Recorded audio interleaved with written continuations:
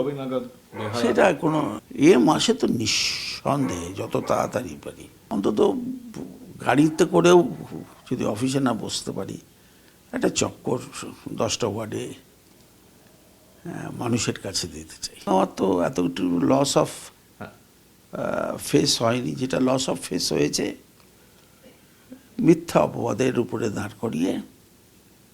মানুষ যদি প্রশ্ন করে তার উত্তর দিতেই হবে, তারা আমায় জিতিয়েছে। হারাবার তো আমার তো কিছু নেই, আমি তো I have nothing to lose. আমি অবসরপ্রাপ্ত রাজনৈতিক ব্যক্তিত্ব নই। তাহলে আপনি সক্রিয় আছেন?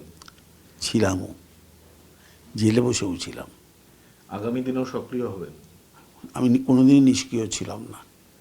আমি শুধু যশস্বীর মতন একটা উদাহরণ দিই। আপনি দেখেছেন তো T20-তে যে প্লেয়ারটি পায়ে চোট লাগার পরে ভালো খেলতে খেলতে মাঠের বাইরে চলে গিয়েছিল, আবার দলের প্রয়োজনে ভাঙা পা প্লাস্টার করে নিয়েও হাতে ব্যাট ধরেছিল।